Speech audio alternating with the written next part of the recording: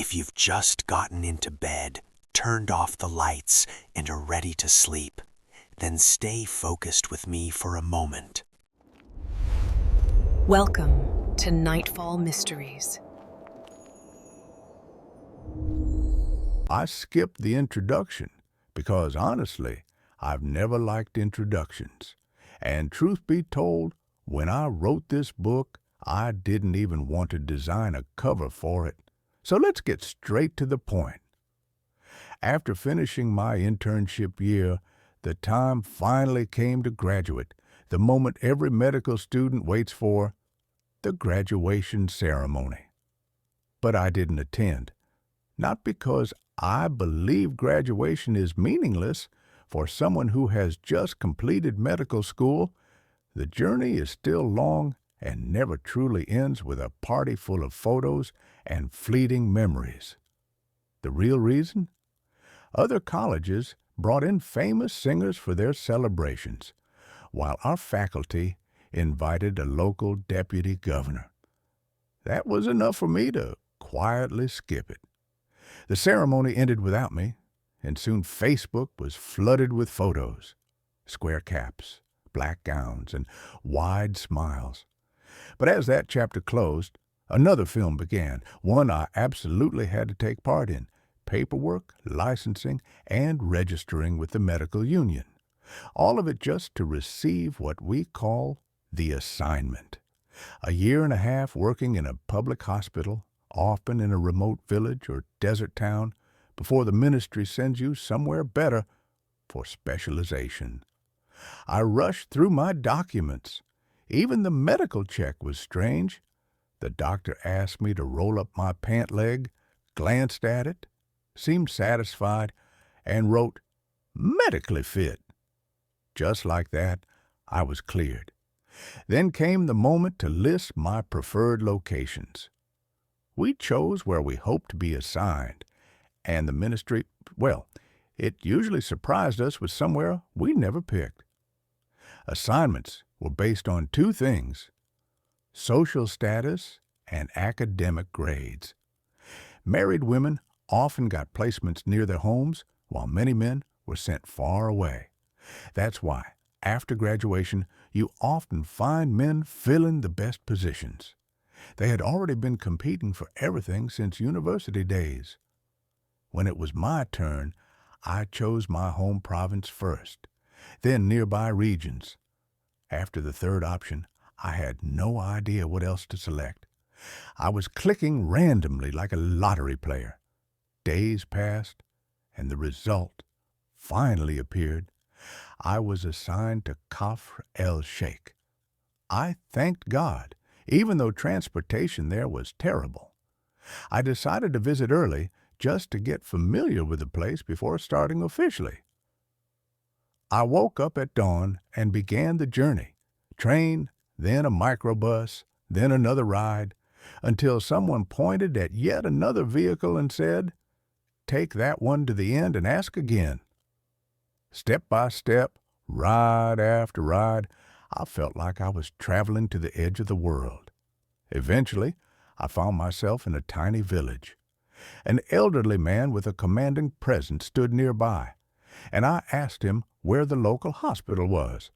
When I told him I was the new doctor, he looked surprised, as if wondering how someone like me had ended up here. That night, I barely slept. By morning, I had already decided to file a complaint asking for reassignment closer to home. There was a clause for being the only son in the family, so I used it and waited. Weeks turned into 2 months. I stayed home doing nothing until my father finally asked, "Aren't you supposed to be a doctor now? Why are you still here?" I explained the situation, but he simply said, "Go where you were assigned. We don't want you stuck at home." A few days later, the result came. My request was accepted. I was reassigned within my own province, still far but far better than the first place. When I arrived at the rural hospital, a nurse welcomed me and led me to the director.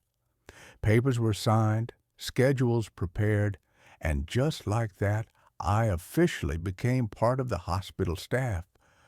I had no idea that a single sheet of paper would mark the beginning of an entirely new life, one filled with situations stranger than anything I could have imagined.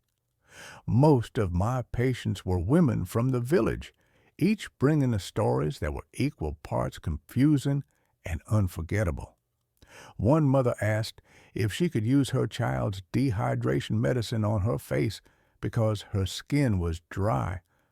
Another fed her 2-week-old baby beans, then wondered why he cried all day from stomach pain.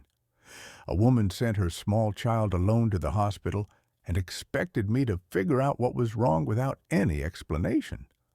Another proudly showed me a diaper as if presenting a masterpiece. Little by little, I realized these encounters weren't coincidences. This was simply everyday life in a rural clinic. One elderly woman told me her stomach tightened whenever she ate, but she felt better after walking in the bathroom. It took me a while to understand she meant diarrhea. A stubborn boy refused to open his mouth for examination until he kicked me so hard I nearly lost my balance. Still, I managed to check his throat and prescribe antibiotics. There was the diabetic grandmother who had ignored her medication for 4 years, yet insisted on eating butter, honey, and multiple flatbreads for a light breakfast. Another woman came in with a bite mark on her arm, inflicted by her sister-in-law during an argument. A toddler kept developing allergies because his mother wouldn't stop feeding him bananas, even after I warned her repeatedly. And then there was the 17-year-old girl who walked in carrying a newborn. I thought she was joking when she said she was the mother, but she wasn't. Each day brought something new, something unbelievable. What started as just a job slowly became a collection of stories, stories that changed me, challenged my patience, and taught me that medicine isn't only about textbooks and diagnoses, it's about people with all their unpredictability. And that was only the beginning. Thanks for listening. Don't forget to subscribe. The best is yet to come.